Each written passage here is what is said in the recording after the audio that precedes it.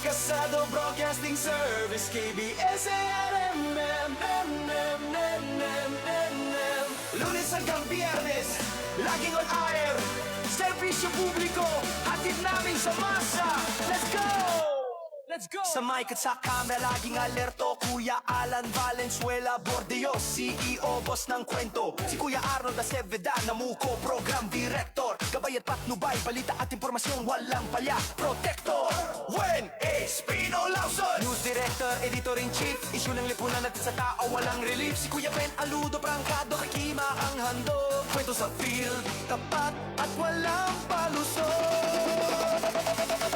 Kasado Broadcasting Service, KBS-AM, Diaryo, Radyo, TV, hatid ang news.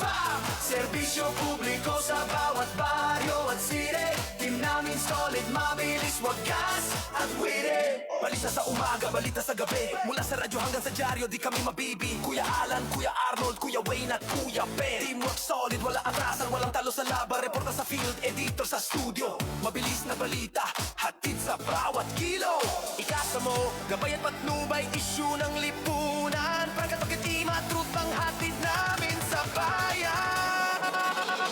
Kasado Broadcasting Service, ABS-CBN, Diaryo, Radyo, TV, hatid ang news. Serbisyo publiko sa bawat baryo at city. Team namin solid, mabilis, wagas at witty. Lunes hanggang Biyernes, on air ang kwento. Mga mamamahayag, laging handa sa todo. KBS-RMN, di lang basta news. Hatid namin sa masa, truth na wala abuse. Kasado Broadcasting Service, KBS-RMN, balita, serbisyo, hatid sa bawat tao. Pamdi namin solid, mabilis at totoo. Ikasamo, gabay at patnubay, issue ng lipunan, pagkatok na ima. Hatid ang totoong kwento. Diaryo na, radyo na, TV na. Kasado Broadcasting Service, KBS-RMN. Serbisyo publiko, sa puso tugon namin.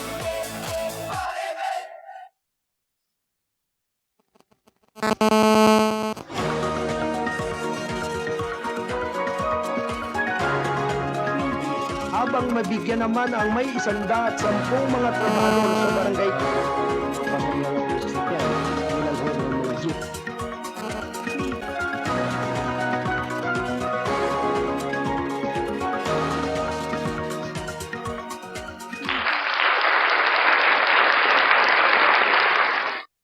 Alas 10 alas 19 ng umaga. Ito'y hatid ng balitang kasado. Ang pahayagang balansi at totoo. National Newspaper.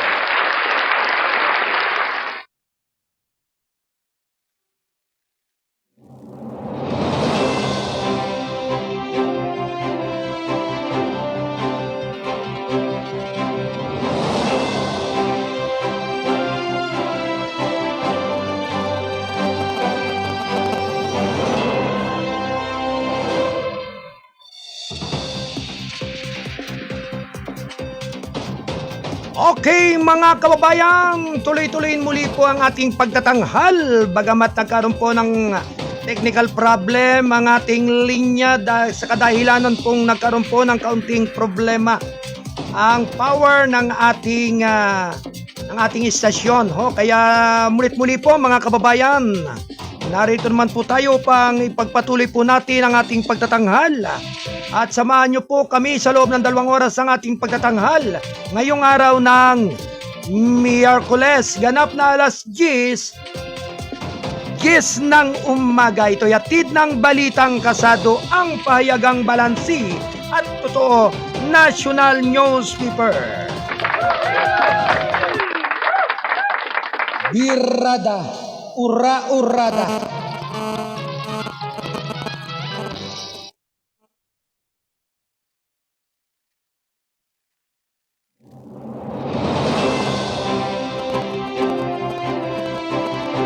Okay mga kababayan, tuloy-tuloy po ang ating pagtatanghal. Bagamat kanina nga ay medyo napatid po yung ating pagtatanghal sa kadahilan nga pong nagkaroon ng problema ang ating power o electricity dito sa ating himpilan. Kung kaya mulit-muli mga kababayan, nasa linya pa rin po ang ating Kalsado Patrol 47 ng Rizal. Yan, si Kuyang Dan Torbeles upang buong puso niya pong ihatid ang mahalagang balita. Ito nga po mga kababayan ay may kinalaman nga po, hinggil nga po dito sa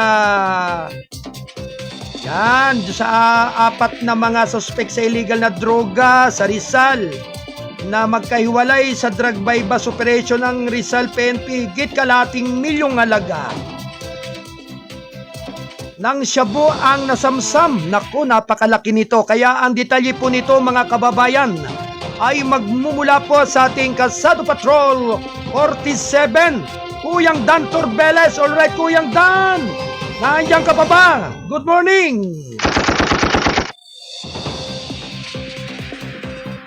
Kaya Arnold, sa patuloy pa rin na pagpapaigting ng Rizal PNP sa ilalim ni Rizal Provincial Police Office, Police Colonel Attorney Eliazar Barber Jr., ang kanyang direktiba, ang kampanya laban sa mga individual na mga nagtutulak sa pinagbabawal ng droga at lalo na itong kriminalidad na ito ay darating naman itong year na ito o December, na kanya pa ito'y pinapaigting sa mga kanyang pamunuan ng Rizal PNP. Sa lalawigan sa Rizal na pinaigting ang nasabing operasyon na kampanya sa nasabing maghiwalay na operasyon ng anti-drug operation sa bayan ng Binangunan sa Rizal sa pagkakaresto sa dalawang suspect, Kuya Arnold, sa drug bypass operation na mayroon koordinasyon ito sa Philippine Drug Enforcement Agency. Kinilala ang dalawang suspect sa mga alias na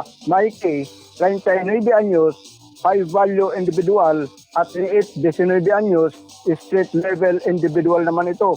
Nasamsam mula sa mga suspect ng mga autoridad Binangonan Police mula ang nasabing dalawang state-sealed transparent plastic sachet at isang naktai na transparent plastic na mga naglalaman ng hinihinalang shabu na mayroong bigat na ito ay nasa 54.51 grams at tinataya nasa standard drug price naman ng 370,668 pesos.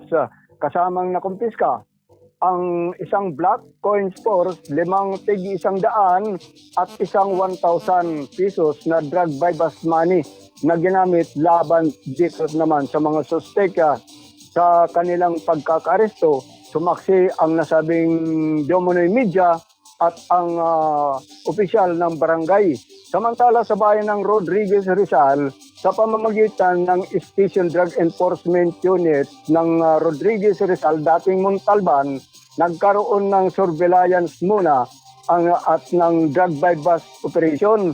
At ito ay may koordinasyon din sa Philippine Drug Enforcement Agency na naging dahilan sa pagkakaresto sa dalawang suspect ang kinilala ng mga otoridad na sa alias na Roger, 51 anyos, street level individual, at alias Grace, 41 anyos, na kabilang din sa street level individual.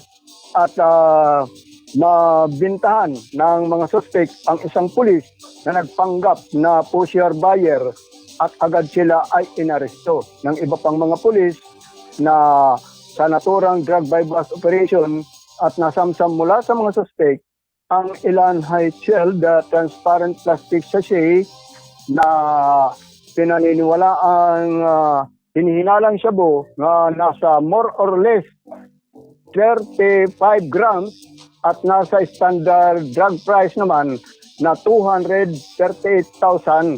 Kasama na nakumpiska ang ginamit na drug bypass money na 500 at isang 500 din at isang coins force sa kabuuan halaga, Kuya Arnold, na pinaniniwalaan shabu ay nasa kabuuan ito na 608,668 pesos ay nasa 89.51 naman ang kabuuan ng grams na pagkakakumpiska sa illegal na droga na hinalang shabu, kung saan ang nasabing mga suspect ay nasa kinasuhan na ito ng kanilang paglabag sa Republic Act 9165 at nasa kustodiya na ito ng jurisdiction ng pulisya sa Binangonan at Rodriguez, Rizal, dito sa Lalawigan. Mula sa Rizal, ito si Kasado Patrol 47, Dan Torbeles, nagulat live sa KBS Army News TV. May dyaryo pa. Alright, maraming salamat sa pagulat ng ating Kasado Patrol 47 mula pa rin sa lalawigan ng Rizal dyan sa Calabarzon. Kuyang Dan Torbeles, thank you Kuyang Dan. Inihatid na ang oras ay alas 10:17 ng umaga.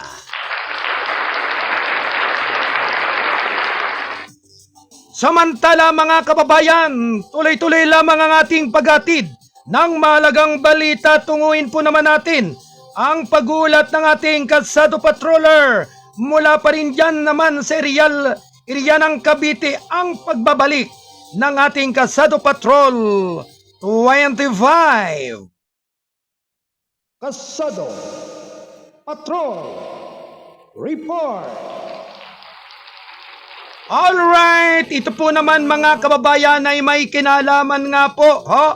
Hinggil naman po dito sa ang ulat ng ating Kasado Patroller, Kasado Patrol 25, hinggil po naman dito mga kababayan.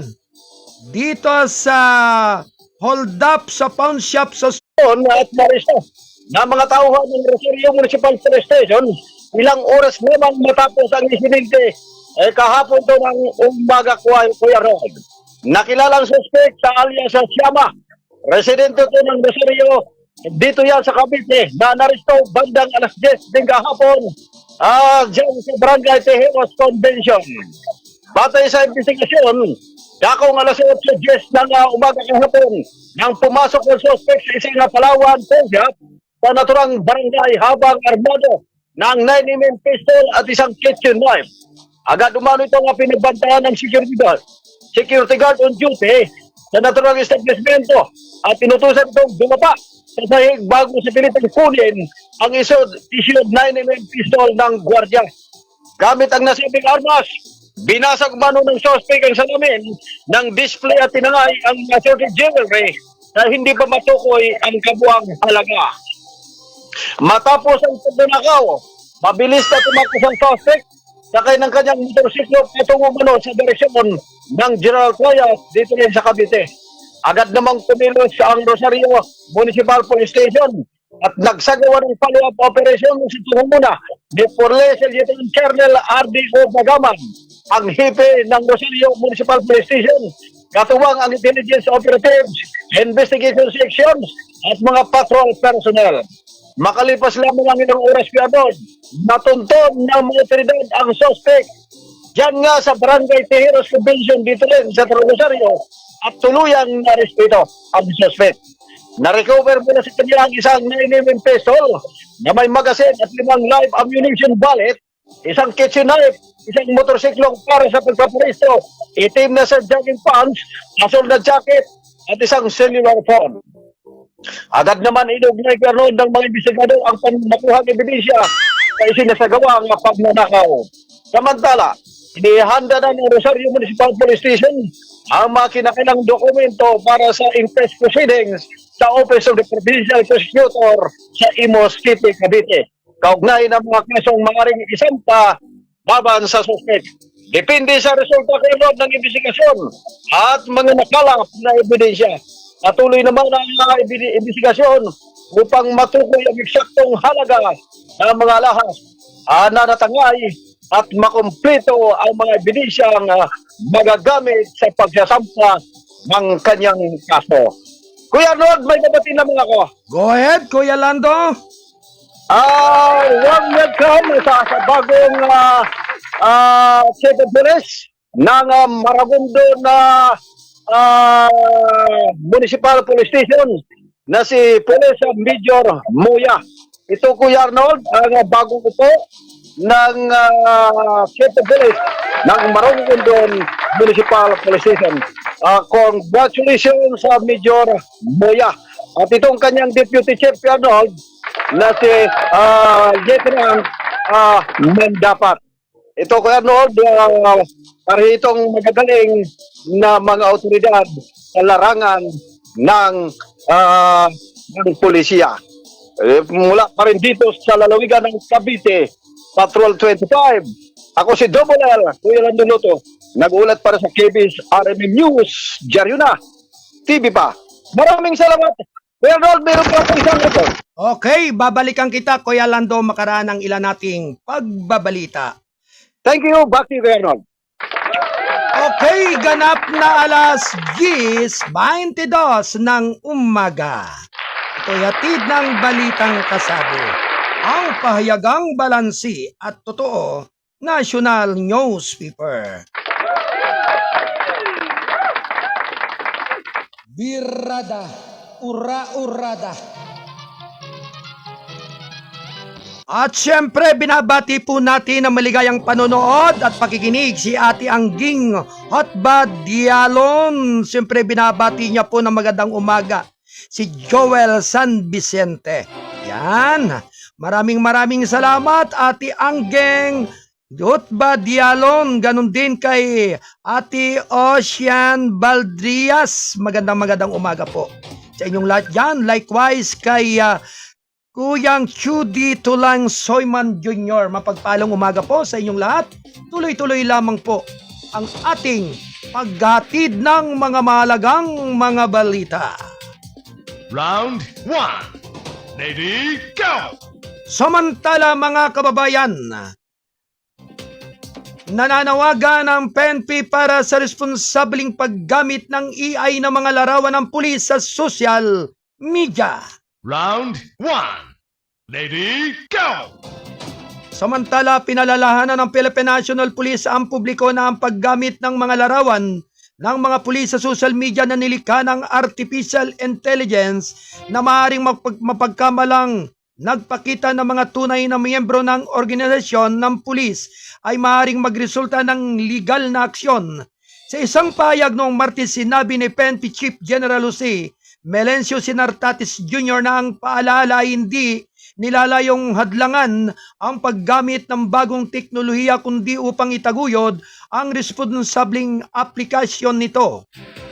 AI is a useful tool, pero kailangan pa rin nating maging maingat sa kung ano ang ipinakita at ipinakalat natin online.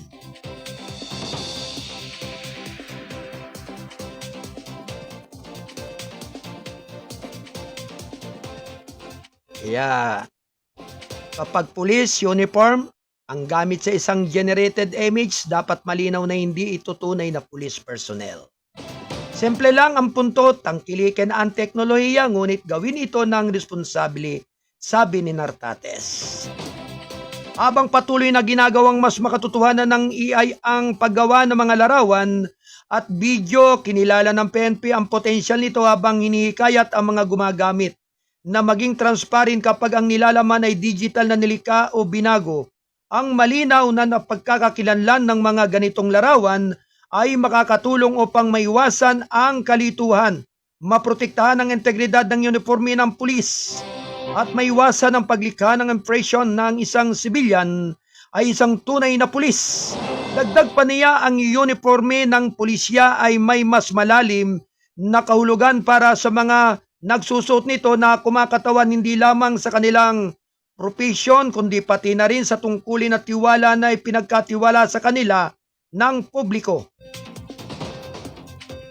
Pinalalahanan din ng PNP ang publiko na ang hindi autorisadong paggamit ng uniforme o insignia ng pulisya kabilang na sa AI generated na nilalaman na ipinost online ay maaaring magdulot ng legal na implikasyon sa ilalim ng Artikulo 179 ng Revised Penal Code o illegal na paggamit ng uniforme o insignia kaugnay ng Section 6 ng Republic Act No.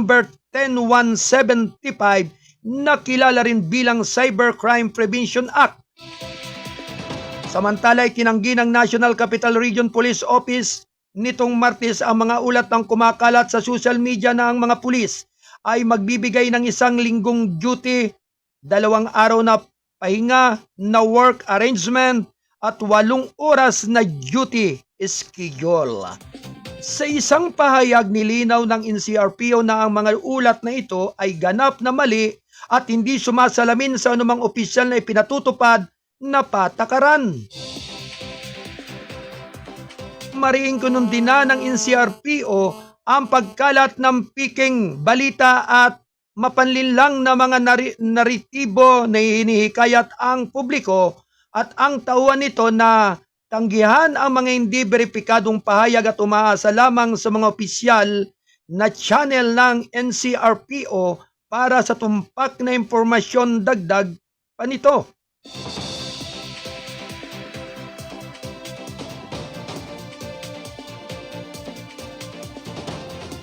Binigyan din ng tanggapan ng pulisya na ang umiiral na programa at palisiya tungkol sa kapakanan ng mga tauhan at mga kaayusan at sa trabaho ay mananatiling buong buo, kung saan ang kasalukuyang pamunuan ng bagong itinalagang officer in charge, Brigadier General Christopher Abrahano, at aktibong nakatuon sa wastong pagkapatupad nito. Sa gabay ng pangunahing operational framework nitong Prepare, Prevent, Respond, patuloy na pinananatiling handa ang mga tauhan ng resources nito. Pinananatili ang tamang deployment matapos na visibility ng pulisya at mabilis na pagtugon sa insidente sa buong metropolis ayon sa pahayag.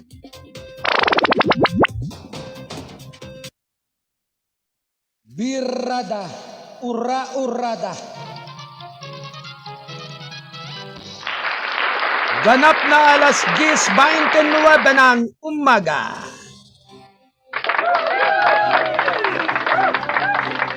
At syempre, binabati po natin ng maligayang panonood at pakikinig itong ating mga koyang.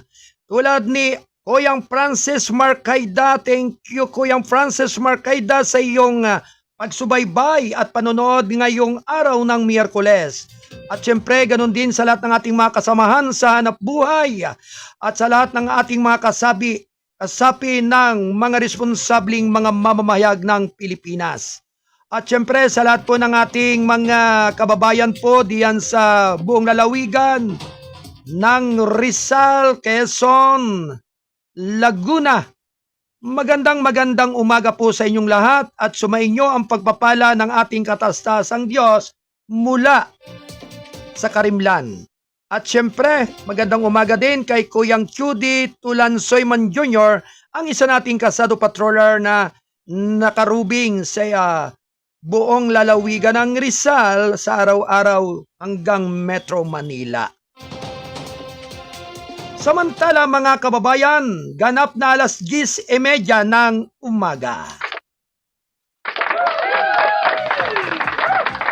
Samantala, kinilala ang DOTR para sa Tap to Pay UR technology sa mga release.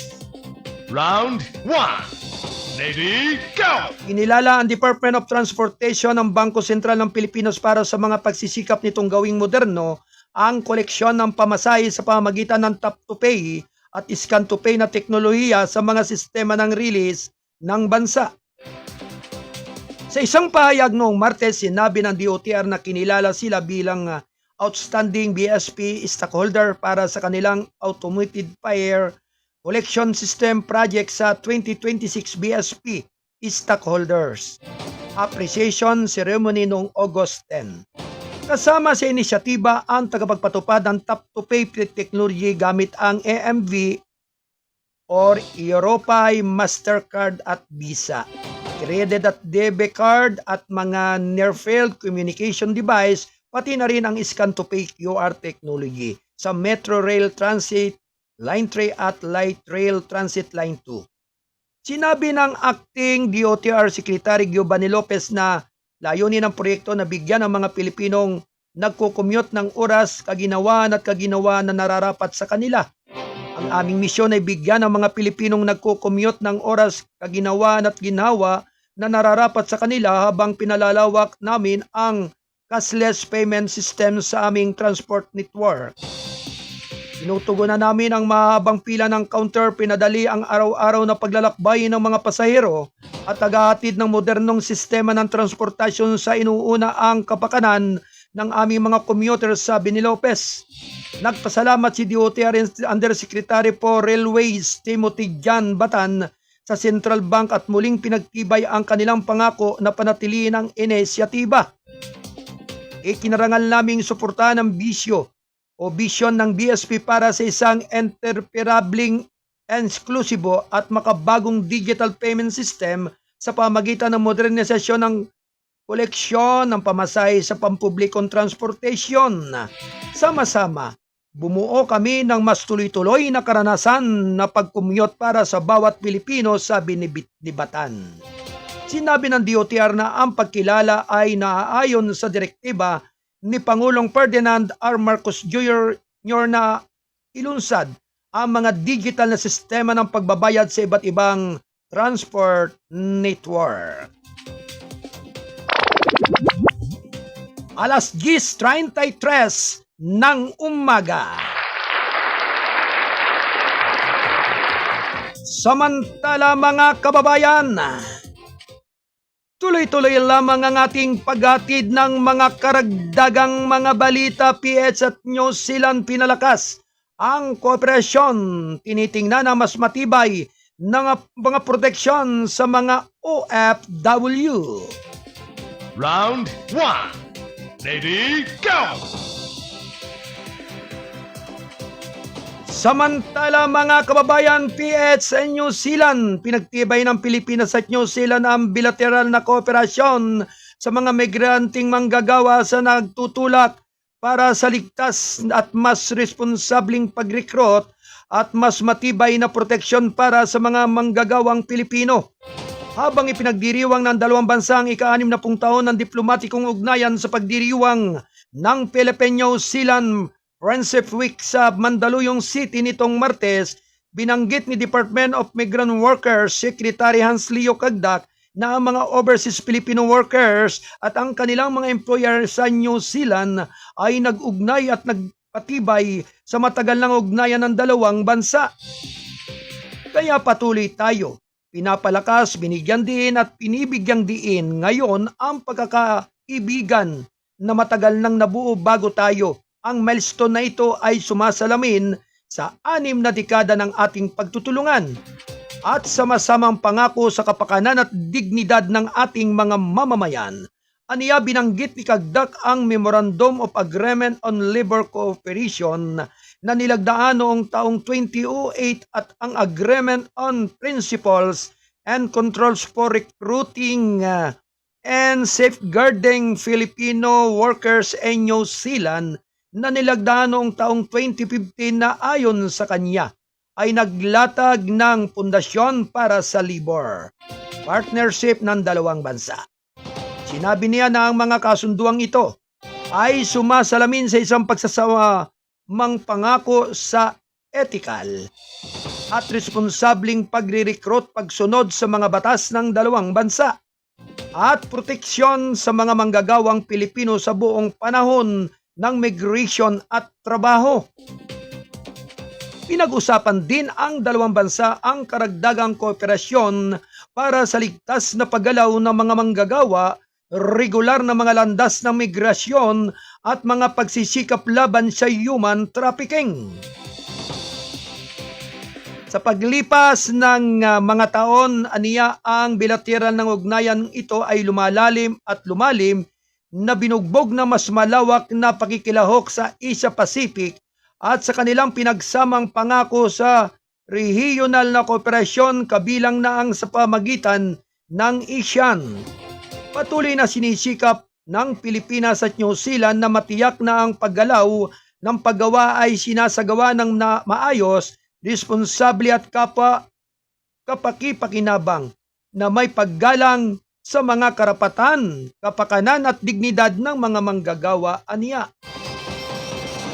Sabi pa rin ni Kagdak, mahigit 100,000 Pilipino ang naninirahan sa New Zealand at nag-aambag sa bansa bilang mga professional na pangangalagang pangkalusugan.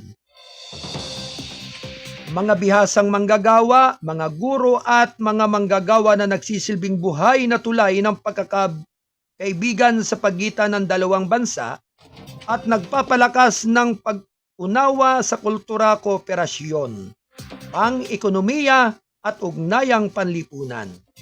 Binigyan din ni Catherine Rosemary Santos, ambasador ng New Zealand sa Pilipinas, ang kontribusyon ng mga migranteng Pilipino sa lipunan ng New Zealand.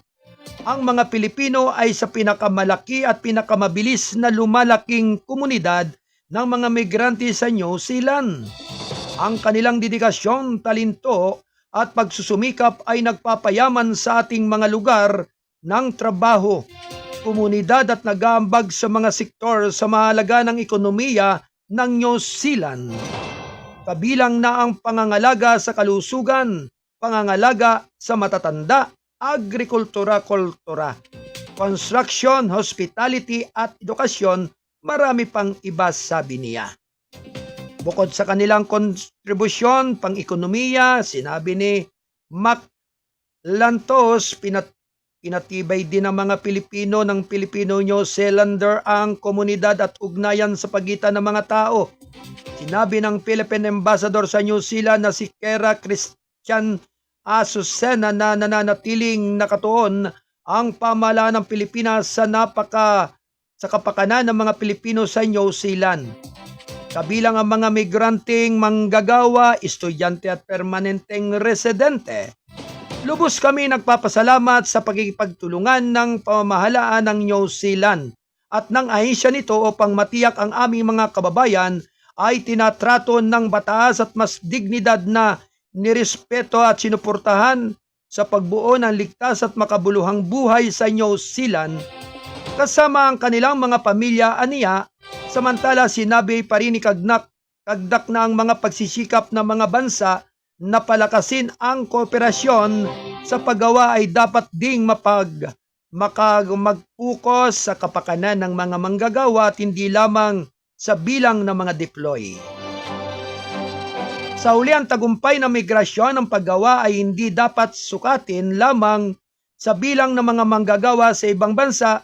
Dapat itong sukatin kung ang mga oportunidad na ito ay disente, patas, ligtas at nagbibigay kapangyarihan at kung makakatulong ang mga manggagawa sa kanilang mga komunidad habang tinatama sa ang proteksyon at respeto na nararapat sa kanila kasabay ng maayos na ugnayan sa kanilang mga employer, aniya.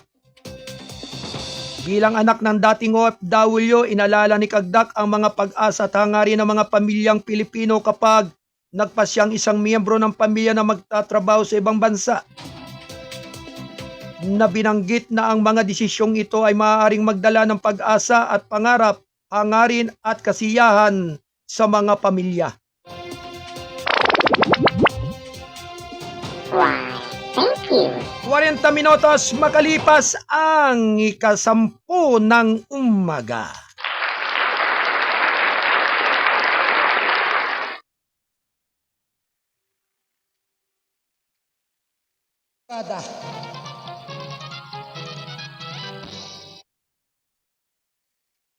Birada, ura-urada. Samantala mga kababayan, tuloy-tuloy lamang ang ating paghatid ng mga mahalagang mga balita. Bukas ang palasyo sa social media, mga limitasyon, gaming dahil sa peking balita.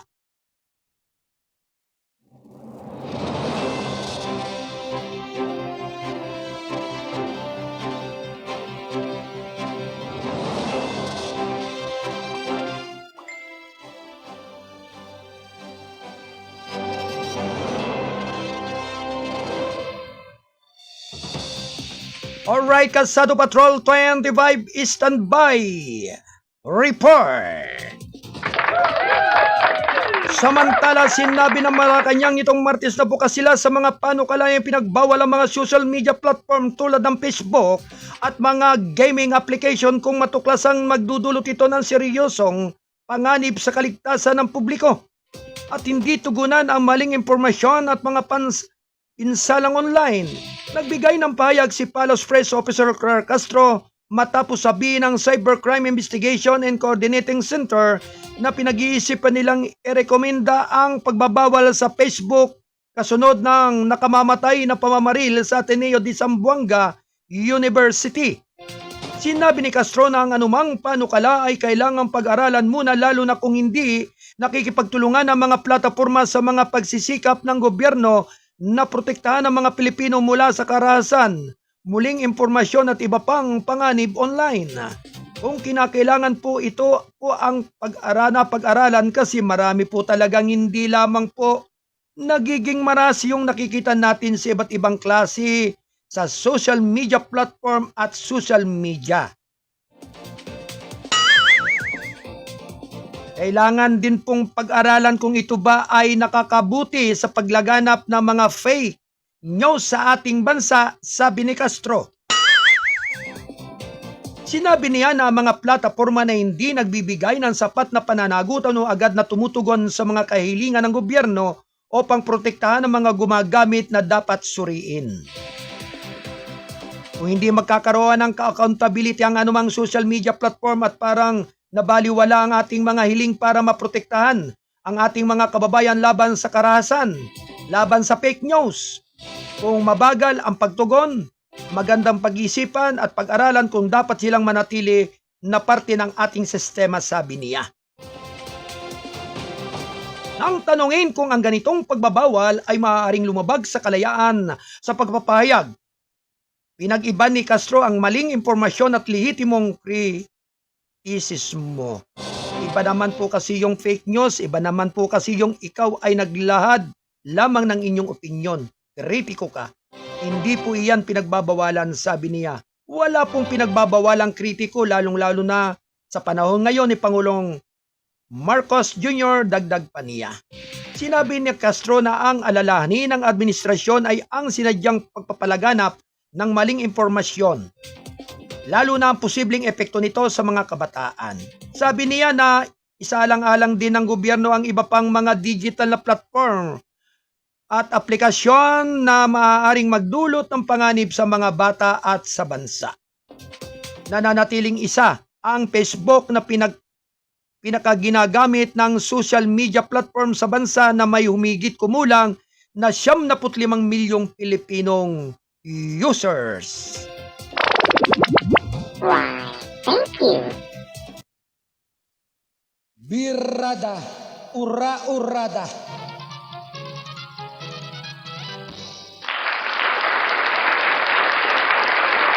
Alas 10:45 ng umaga. Ito'y atid ng balitang kasado ang pahayagang balansi at totoo. National News Paper. Kasado Patrol Report. Alright, nagbabalik ang ating Kasado Patrol 25 ng Cavite. Diyan sa Calabarzon, ang ating chief reporter Kuya Lando Luto. Ito po ay may kinalaman hinggil po dito sa Siptanod ginamit ang batuta sa misis ng Kabaro, patay sa saksak. Ang lahat ng iyan ay sa buong detalye ng ating Kasado Patrol 25 na si Double L Kuya Lando Luto. Alright Kuya Lando, sa iyong muling pagbabalik, good morning! Yes, maraming salamat Kuya Arnold at isang paalala lamang at sa publiko. Ito'y ay malagim to at madugo na revelasyon ng isang individual dahil Kuya Arnold pinagpasaksak hanggang sa mapatay ng isang barangay tanod ang kanyang hipe matapos itong makuhan. Nakikipagtalik ito sa kanyang 35 anyos na misis dyan sa bahay ng biktima sa Puro Casunto, Barangay Labrador, Kuya Arnold, dito sa dyan sa Ormoc City, dito sa lalawigan ng Region East, Kuya Arnold. Ayon sa ulat kahapon po ng pulisya, alas 9 ng umaga, susunduin na sana ng tanod ang kanyang asawa dahil may puntahan naman silang okasyon. Ngunit nang mapadaan ng suspect, Kuya Arnold, sa bahay ng biktima, narinig niya ang boses ng kanyang asawa na humaling ito. Pero sa halip na pumasok Kuya Arnold sa bahay, sinilip muna ng suspect ang butas sa dingding at doon na nakita niya ang kanyang misis at ang kanyang kaibigan 50 anyos sa hipe ng barangay Tanod, nagkapahubusugan at nagkatalik. Dahil sa matinding galit Kuya Arnold, kumuha ng kutsilyo ang suspect at inararo ng saksak ang nagulantang na misis at ang kanyang hipe. Napuruhan naman ang mga saksak sa bibig Kuya Arnold ang babae, ulit agad ito ay nakatakbo. Kasalukuyang siyang nagpapagaling sa ospital sa ngayon.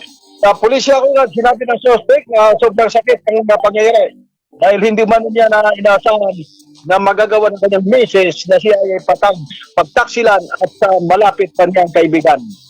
Sa ngayon, Kuya Arnold, nasa kusudiya na ng Ormoc City Police Station, Station 2, ang suspect at naharap sa kasong murder at suspected murder. Kuya Arnold, paalala muli, ang mga eksperto at tagapayo sa pamilya, napakalaga at kailangan ang mainahong komunikasyon, pagtitimpi at paghingi ng tulong sa mga eksperto sa tuwing dumaraan sa matinding krisis sa relasyon upang hindi mauwi sa karahasan katulad ng sitwasyong ito, Kuya Arnold. Sa ngayon, Kuya Arnold, at inatabayan natin at sa naturang lugar kung makukulong kaya ang suspect o may lusot siya sa batas dahil naaktuhan niya ang dalawa sa naturang pangyayari na insidente sa kanilang magtatalik ang misis at sa kanyang hipit. So, Kuya Arnold, ito ay bata ito sa ating nakuha ng mga detalye doon sa lugar. Kung kaya't ito nga ay ating balita, ito ay hindi lamang itong isang kagyat na pangyayari, kundi magsilbing aral din sa publiko at paalala. So, Kuya Arnold, mula pa rin dito sa lalawigan ng Kuya Lando. Yes. Talagang yung balitang yan ay talagang sabi nga nila karimari-marim. Yes, ako rin ka dyan dahil nga ito ay patay nga itong hipi ng pulisya dahil ito ay ng pagsaksakin nga ng kanyang malapit na kaibigan na isa ring kabaro sa barangay Tanod, isang barangay Tanod. Okay, kailangan tutukan natin ang kaganapan yan at alamin natin kung ano yung susunod na mga pangyayari dyan, Kuya Lando. Alright, Kuya Lando? Yes, ako Rod. Back to you, Kabal. Okay, maraming salamat sa pagulat ng ating Kalsado Patrol 25 ng Calabarzon area mula pa rin sa Cavite. Si Double L, Kuya Lando Luto. Thank you, Kuya Lando. Birada, urada.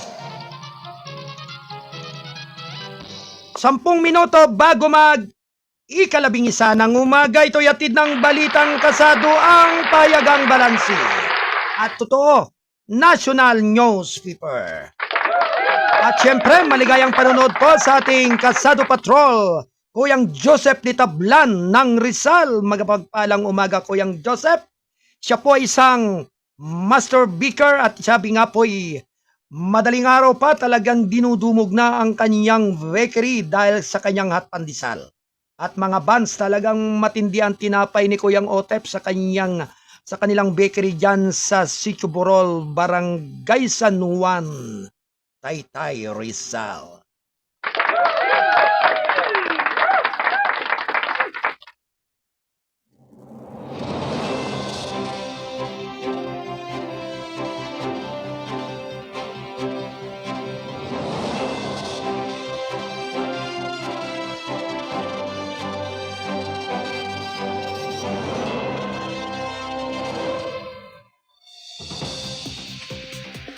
Samantala mga kababayan, tuloy-tuloy lamang ang ating paghatid ng malagang mga balita. Round 1. Lady, go!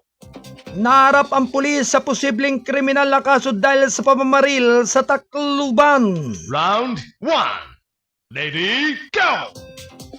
Sinabi ng Department of Justice nitong Martes na inirekomenda ng mga lokal na tagausig ang pagsasampa ng mga kasong kriminal laban sa babaeng pulis na ang baril ay ginamit ng isa sa mga minor de edad na suspek sa pamamaril sa paralan ng Tacloban noong Hunyo.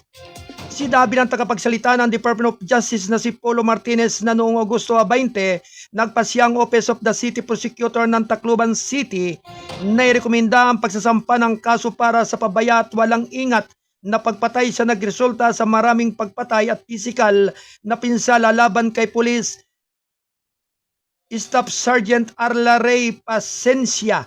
Ang kaukulang impormasyon ay isusumiti sa Family Court, Regional Trial Court ng Tacloban City, sabi ni Martinez sa isang mensahe sa mga reporter.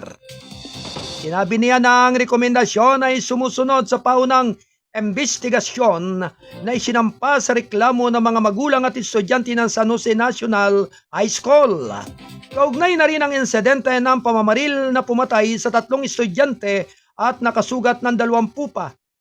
2 minor de edad kabilang ang pamangkin ni Pasencia ang nagbaril sa San Jose National High School sa Tacloban noong Hunyo 22 gamit ang mga handgun kabilang ang isa na pag-aari ni Pasencia. Why, thank you.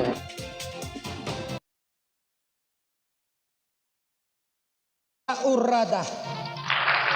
Ganap na alas 10:53 ng umaga.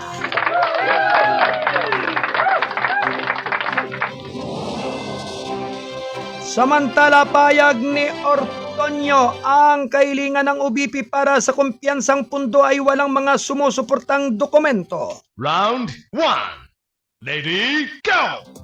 Kinumpirma ng Hassel ang hostile witness ng prosecution noong Martes na ang kahilingan ni pangalawang Pangulo Sara C. Duterte para sa office of the Vice President ay walang mga sumusuportang dokumento.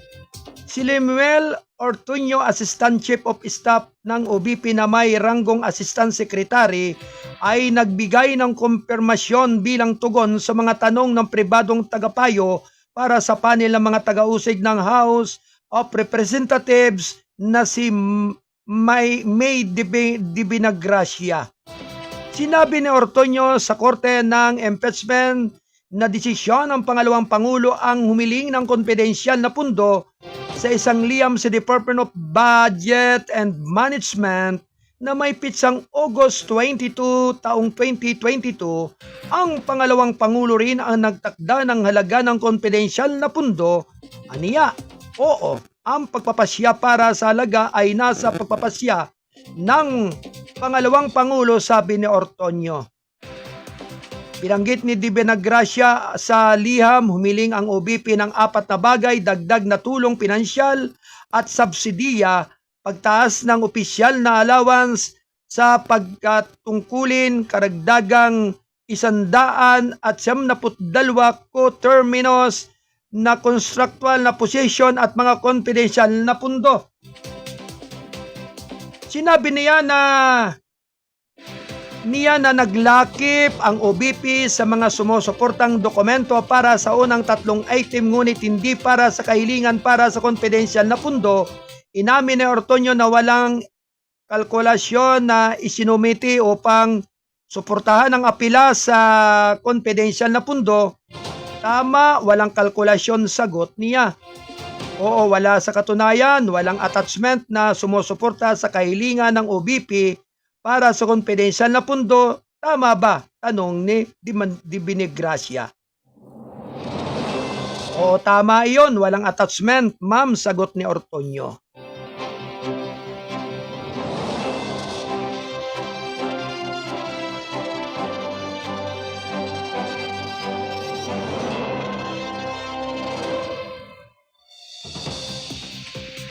Samantala, sinabi ni Dibinagracia na sinusuportahan ng OBP ang kahilingan nito para sa confidential na pundo na may dahilan na kanyang binanggit para at bilang konsiderasyon sa ligtas na pagpapatupad ng iba't ibang proyekto at aktibidad sa ilalim ng good governance. program at pagsasagawa ng mga opisyal na gawain at functional representation sa mga international at lokal na kaganapan ayon sa utos ng pangalawang Pangulo. Binanggit din niya na ang bahagi ng liham na nagsasabing ang tanggapan ng pangalawang Pangulo ay nakatuon naman sa pagbuo ng mga programa, proyekto at aktibidad na may kaugnayan sa pambansang seguridad at kapakanan at kaayusan at nakatuon sa pagkapatupad ng mga PPA na ito gamit ang wastong mga protokol sa seguridad at kaligtasan para sa kapakinabangan ng institusyon sa pamagitan ng mga satellite office ng OBP. Mga partners, stakeholders nito at ang pangkalatang publiko.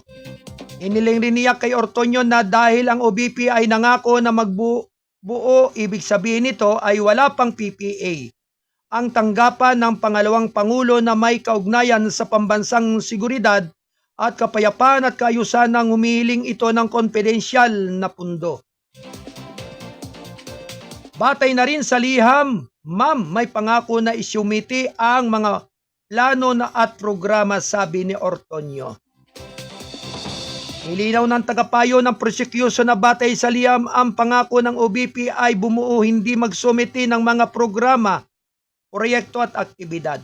Tama ba naman, sabi ni Ortonio? Binigyan ng OBP ng 500 milyong piso noong taong 2022 at taong 2023. Why, thank you. Alas 10:58 ng umaga.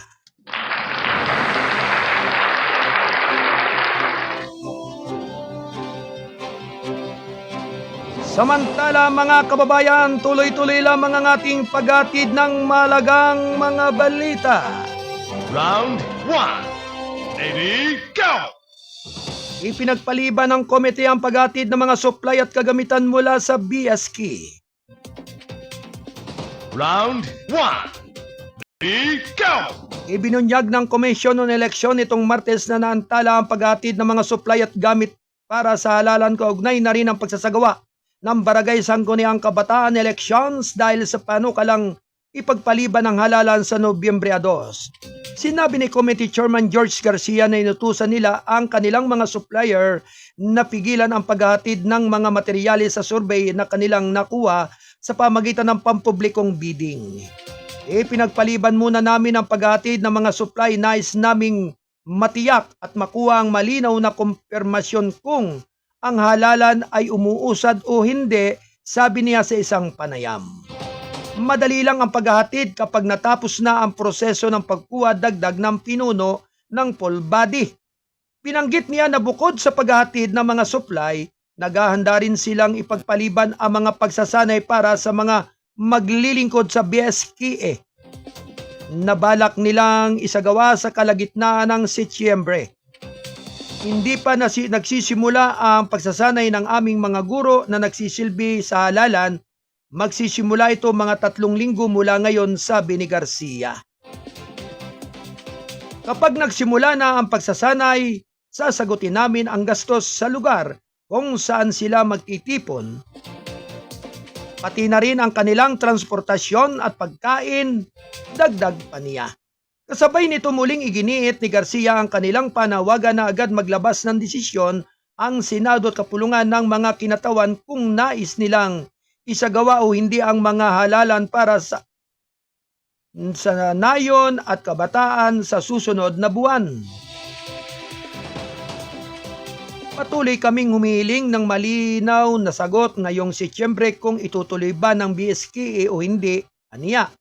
Nauna nang nagsumiti si Senador Francis Escudero ng panukalang batas na naglalayong palawigin ang termino ng mga opisyal ng barangay at SK sa 5 taon at i-reset ang BSK sa 2028.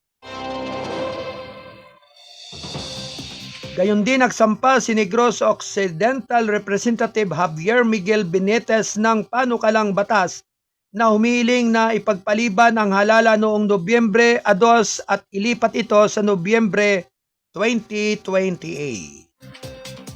Why, thank you. alas 11:01 ng umaga. Ito'y atid ng balitang kasado ang pahayagang balansi at totoo. National Newspaper. AFP gagawing available sa La Chica sa Senate impeachment. Round 1. Lady, go!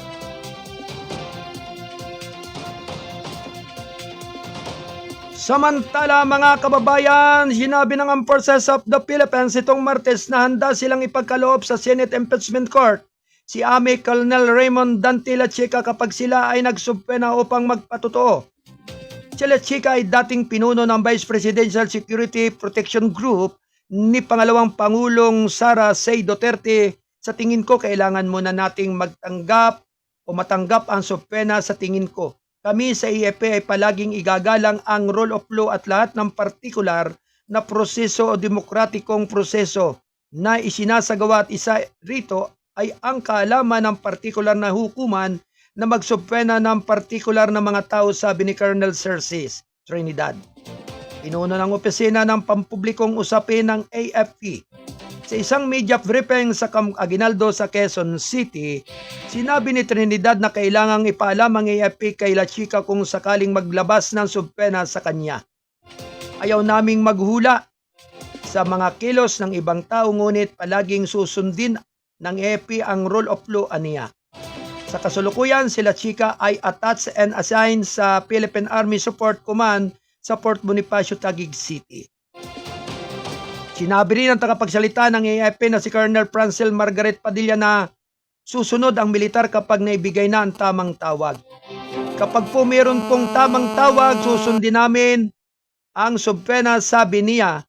Sinabi ng prosecution panel na patuloy nilang tinutukoy kung kailangan pang ipresenta ni La Chica matapos sabihin ng dating Special Disbursing Officer na si Jenna Acosta na ipinagkatiwala niya sa kanya ang confidential na pundo ng Office of the Vice President mula ika-4 na quarter ng taong 2022 hanggang ikatlong quarter ng 2023. Ganap na alas 11:04 ng umaga, ito'y atid ng balitang kasado ang pahayagang balansi at totoo.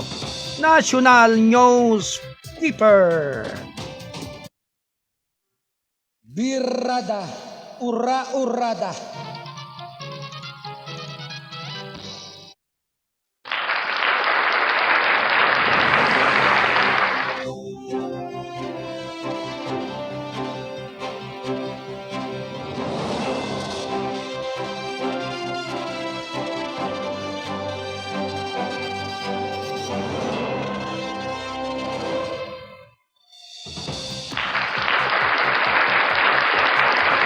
At syempre po yung pong ating mga kasado patroller ho ng Quezon City dyan sa Mega Manila, partikular na po si Kuyang Melchor Dumasian ay nasa RTC Branch 20 dyan sa Maynila. Mayroon po siyang hearing hinggil po doon sa kanyang inventaryo tungkol sa drugs. Kaya sa ating po mga kapatid sa hanap buhay, kagaya po ni Kuyang John Santusidad, ay nasa hearing din po sa mga sumandaling ito. Kaya good luck sa inyo at congratulations mga kuyang. Samantala, tuloy-tuloy lamang mga kababayan. Ayon sa palasyo, sinuri ng DOJ ang kahilingan para sa extradition ng US para kay Kibuloy. Round 1. Lady, go! Samantala, patuloy pa ring nire-review ng Department of Justice ang kahilingan ng Estados Unidos na i-extradite si Apollo Kibuloy, leader ng kaharian ni Hesukristo, ayon sa Malacanang nitong Martes. Sinabi pa rin ni Palace Press Officer Claire Castro na kasulukuyang sinusuri ng Department of Justice ang napakaraming dokumentong isinumite kaugnay ng kahilingan para sa extradition. Sa ngayon, ang DOJ ay kasulukuyan pa pong binubusisi, inaaral at ina-assess ang bulto-bultong dokumento na naipasa sa kanila, sabi ni Castro sa isang press briefing sa palasyo.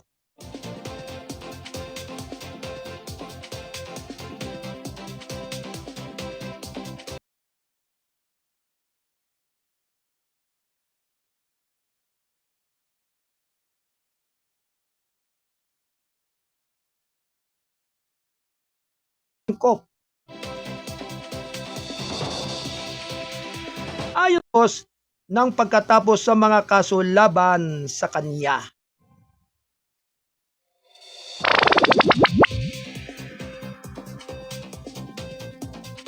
Alas 10:08 ng umaga.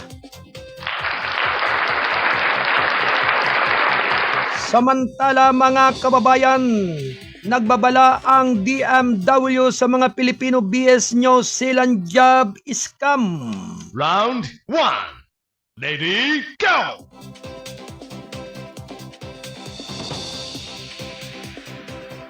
Nagbabala si Migrant Worker Secretary Hans Leo Kagdak sa mga Pilipinong naghahanap ng trabaho sa New Zealand na suriin ang mga recruitment agency at mga alok ng trabaho upang maiwasan ang pagiging biktima ng mga illegal na recruiter.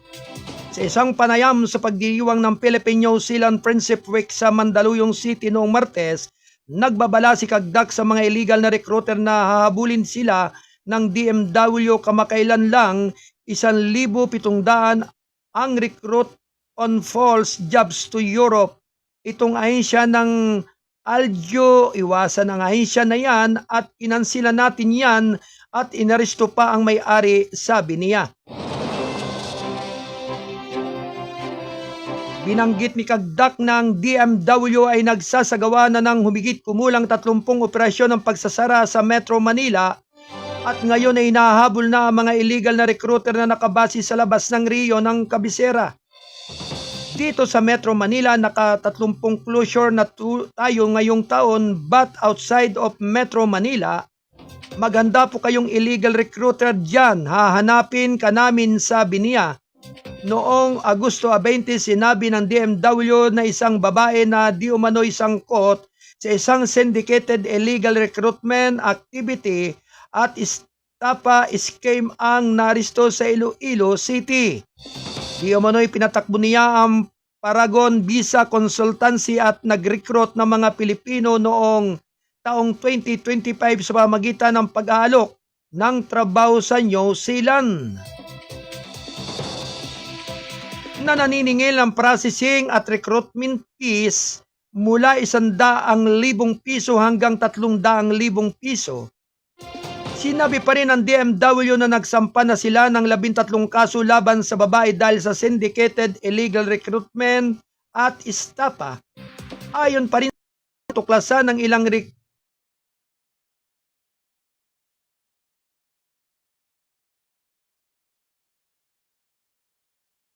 habang ang iba naman ay binigyan ng ibang posisyon. Tatapusin namin ang kasong ito at titiyakin na makakamit ng mga biktima ang hustisya, sabi ni Kagdak. Binalaan niya mga naghahanap ng trabaho laban sa mga recruiter na humihingi ng matataas na bayad o pinipilit silang magbabayad agad. Binanggit na ipinagbabawal ang placement fees para sa mga manggagawang papuntang New Zealand. Kapag nananagana ang placement fee dahil bawal ang placement fee sa New Zealand. So pag nagmamadali, sabihin may plane ticket na at kailangan ng magbayad, yan ay mga indikasyon bayad yan ng illegal na pagre-recruit, sabi ni Kagdak. Kapag immigration advisor na sinasabing kailangan ng advisor counselor, hindi kailangan ng immigration counselor advisor. Diretso lang sa DMW, diretso sa New Zealand Embassy.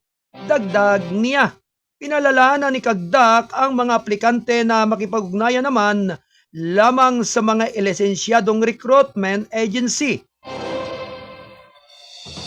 Beripikahin ang kanilang mga alok sa trabaho sa DMW o New Zealand Embassy.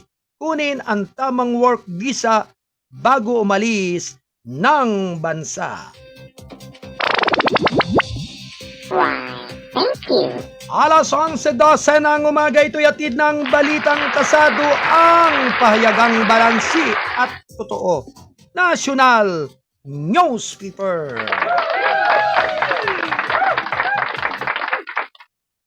Birada, ura-urada.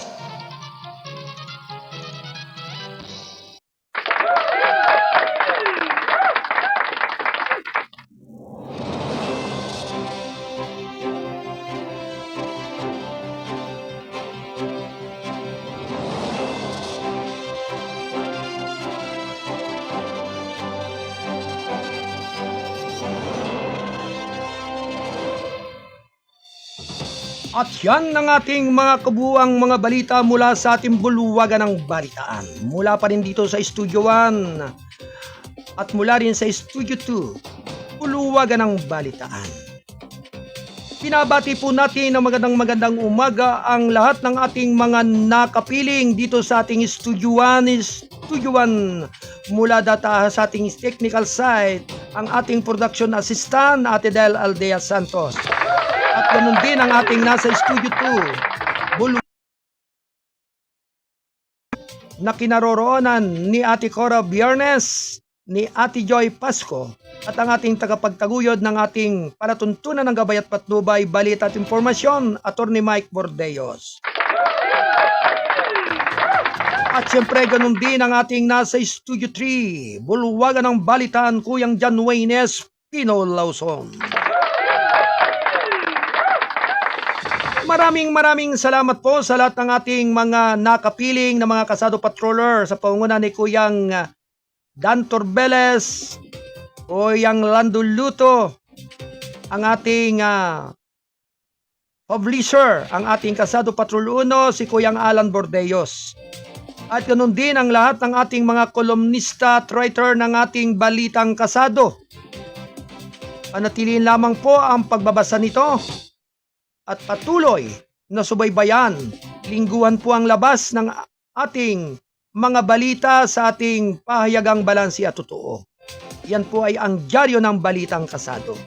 Ganon din, tuloy-tuloy lamang po ang ating pagtatanghal Lunes hanggang Biyernes. Mula 8 hanggang 10 ng umaga, official time ng ating palatuntunan. Patuloy lamang po kayong tumutok, manood at pakinig araw-araw. Like, i-share ang kasado serbisyo publiko at ang gabay at patnubay. With up sa lahat po ng ating mga taga-subaybay, maraming salamat po sa mga taga-Biba KPP, Divine Healing Brother and Sister Jan sa Oriental Mindoro, kay Brother Ansel Arroyo, kay Brother Gerald Gasek, kay Brother Ruben Pamilara, Brother Vethoven Alvan, Brother Celso Cueto, si Brother GM Narvaez, ganun din kay Brother Quintin Alban.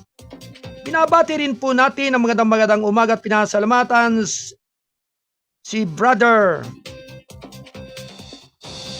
Mick Acebeda, ganun din si Brother Ruben Dalumpinis. Likewise, sina Sister Analisa Minguela Gasik. Ganon din si Sister Merlin Padriquilla. Likewise, siyempre si Kuyang Joseph Ditavlan, Ate Alena Oclares, Kuyang Francis Marcaida, Kuyang Shudi Tulang Soyman Jr., Asya Namuko, likewise kay Ocean Baldrias, kay Ate Angging Hotbad Dialon, at siyempre ganun din kay siyempre kay sino ba yan? Yan, siyempre sa kay Oyang Holyo Agaton, yan. Maraming salamat po sa lahat ng ating mga taga-subaybay sa buong bansa, Republika ng Pilipinas, sa lahat ng ating hanay ng kapulisan, sa Chief ng PNP si General Nartates, at ganoon din sa Chief of Staff ng Armed Forces of the Philippines, General Naparete. Likewise, kay Fres Pau de la Cruz Muhar ng 2ID Forest Corps at sa lahat ng kasundaluhan ng Philippine Army dyan sa Camp Kapuntin, Anay Rizal. Maraming salamat po at sumainyo ang kay gandang umaga ngayong araw ng Miyerkules. Muli, asahan po ninyo na ang inyong abang lingkod ay muling babalik at magbabalik sa araw ng bukas, ganap na 8 hanggang 10 ng umaga sa ating pagtatanghal ng gabay at patnubay dito sa ating himpilan ng responsabling mga mamamahayag. At syempre sa pangalan po ng ating station manager, Kuyang Alan Valenzuela Bordeos, ako naman po ang inyong abang lingkod, ang mindurinyong Midnight Boy, bagamat hindi naman gaanong kagwapuhan. Sigurado naman na ito po ay inyong maasahan. Ang inyong Kuyang Arnold Aceveda Namuko, nagpupugay ng isang mapagpalang araw ngayong araw ng Miyerkules. With up, mulit-muli ako ay magbabalik. Sumayin niyo nawa ang pagpapala ng ating dakilang lumikha. Adios! Vabalos, amigos! Bye-bye!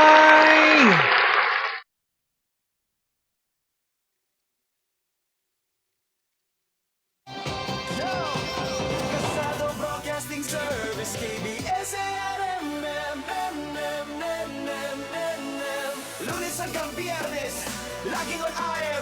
Serbisyo publiko, hatid namin sa masa. Let's go! Let's go! Sa mic at sa camera, laging alerto. Kuya Alan Valenzuela Bordeos, CEO, boss ng kwento. Si Kuya Arnold Aceveda Namuko, program director. Gabay at patnubay, balita at impormasyon, walang palya. Protector, when it's Pino Lawson. News director, editor-in-chief. Issue ng lipunan natin sa tao, walang relief. Si Kuya Ben Aludo, prangkado, kay Kima ang handog. Kwento sa field, tapat at walang palusot. Kasado Broadcasting Service, KBS, RMM, Diario, Radio, TV, hatid ang news. Bam! Serbisyo publiko sa bawat baryo at sire. Team namin solid, mabilis, wagas at wire. Balita sa umaga, balita sa gabi. Mula sa radyo hanggang sa diaryo, di kami mabibi. Kuya Alan, Kuya Arnold, Kuya Wayne at Kuya Ben. Teamwork solid, wala atrasan, walang talo sa laban. Reporta sa field, editor sa studio. Mabilis na balita, hatid sa bawat kilo. Ikasa mo, gabay at patnubay, issue ng lipunan. Pagkat pagkatima, truth ang hatid namin sa bayan. Kasado Broadcasting Service, ABS, RMN, Diario, Radio, TV, hatid ang news. Serbisyo publiko sa bawat baryo at city. Team namin solid, mabilis, wagas at wire. Lunes hanggang Biyernes, on air ang kwento. Mga mamamahayag, laging handa sa tolo. KBS, RMN, di lang basta news. Hatid namin sa masa, truth na wala abuse. Kasado ko, Broadcasting Service, CBS, RMN, balita, serbisyo, hatid sa bawat tao. Pambi namin solid, mabilis at totoo. Ikasa mo, gabay at patnubay, issue ng lipunan, pragadok na ima. Hatid ang totoong kwento. Diaryo na, radyo na, TV na. Kasado Broadcasting Service, KBS, RMN. Serbisyo publiko, sa puso tubo namin. RMN.